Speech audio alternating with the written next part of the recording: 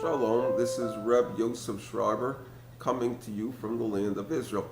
This week is Parshas Achray Mos, and the Chumash devotes a section, chapter 17, exhorting the children of Israel not to eat blood.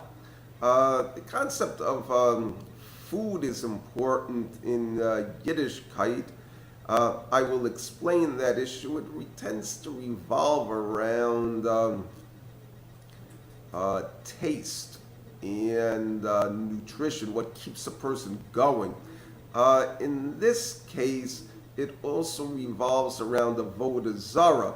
The prohibition pretty kind of starts with saying that the blood has to be offered in the temple on the altar. And it says that they should not offer the blood up to seirim, goat gods. The conclusion of the psucha says that even if an animal is trapped, or in the case of birds, that the blood must be, after shechting, the only way you could eat an animal is to slaughter it, which means that its blood is going to pour out of its body. And it says that in the case of the wild animals, you must cover their blood. A distinction is being made between animals that are being offered as sacrifices and animals that are being slaughtered just simply for mundane reasons. In the case of the sacrifices to the goat gods, it would seem that part of the ritual of the sacrifice was to drink the blood. It doesn't, to the Chumash, that may be more heinous than drinking the blood just because the person simply likes it, or that they are doing it for nutrition. But in both cases, it says that a person will bear their sin if they actually do this. The drinking of the blood is called shofech dam, the expression for, or one of the expressions for murder, literally spilling blood. And the foundation of this seems to be that a person's concept of taste and nutrition is important. Taste being things that we enjoy and that we delight in, what gives us pleasure. A person has good taste in clothes, or good taste in art, or good taste in food, or good taste in wine, good taste in women. That's the idea of taste. It also deals with the issue of nutrition, food being something that is what keeps a person going. What is it that keeps us going? But it seems to be more deep than that. It's what type of values keep us going. And in connection with this, it talks about the blood being offered on the mizbeach for kapara, or generally is atonement. It's a difficult word. One can say that it also it's an aspect of refinement. It's also an aspect of looking for forgiveness. The idea that a person feels bad about something, so they require atonement to wipe away these bad feelings. The idea of eating animals is talked about in the Chumash. It's in Parshas Noach, where a man is given permission to eat animals, and before that he was only permitted to eat plants. And you have different aspects of eating animals. Generally speaking, people just simply eat the muscle of the animal. If they eat the internal organs, the heart, as an example, might make them feel a little bit queasy, but a person still eats liver with a clear conscience. Blood tends to make people will react with revulsion to that very often. The commentaries discuss this, and they say, and they quote the Chumash, that the soul is in the blood. And the idea of the soul is that it's a little piece of God. And what you have with an animal that he shares in common with a man is an animal has a brain. A plant does not have a brain. And what that means is that an animal can feel the emotion of love. It can love its master. Okay? It can run away from danger. It can run towards things that it likes. It has the ability to learn. These are considered the higher godly attributes. In the case of a plant, it's living, so it's higher than a rock or minerals. Okay, and it seems that with eating, that there's a hierarchy. Plants are sufficiently below man that we feel comfortable eating them, but we don't feel all that comfortable eating chemicals. Chemicals may be entirely safe as additives and preservatives and giving food colorings, but nevertheless, if you have a food that's entirely synthetic, people tend to shy away from it. I remember someone once telling me that a particular whipped cream, there was only one difference between the whipped cream and the container, the plastic container that it came in. It tends to be a bit of a turn off. You laugh a bit about it itself.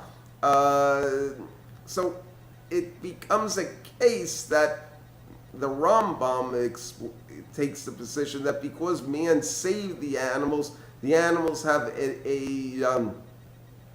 a debt of gratitude towards man.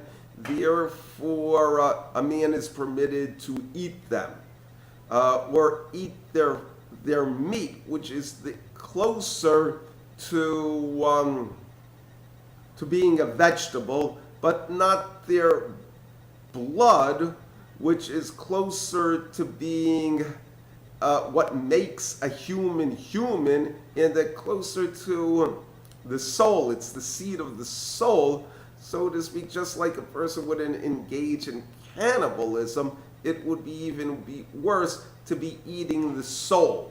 There are also more worldly reasons given that it's an aspect of being cruel to eat an animal's flesh while the blood is right in front of you, or that the soul of the animal becomes integrated into the soul of a man, just like the flesh of an animal becomes integrated into the flesh of the man. But when a man eats the blood and consumes the soul, he gets the personality of an animal. He becomes a bit more of an animal, specifically that he is crude or thick, okay, or cruel. These things become stronger in them. Therefore, that's another reason that it is prohibited.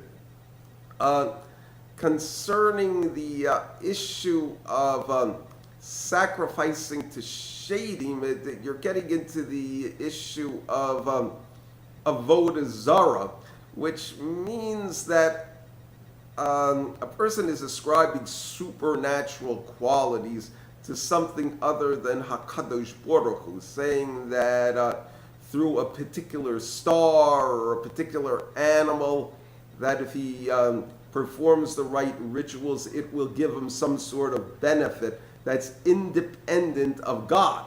Okay, that is the basic idea of avodah zarah. In terms of shadim, it's a discussion where the Rambam, Nachmanides, takes the position that they indeed do exist and that they have knowledge of the future, and if a person undergoes these rituals, they too can obtain knowledge of the future. That it's an aspect of the powers of Tuma that they are accessing. The Rambam, Maimonides, takes the position that it's all basically a fraud, it's for charlatans and fools, and that the Chumash makes these prohibitions to make a mockery of them.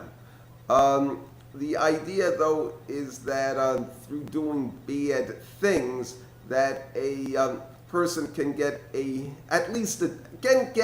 temporary benefit from them.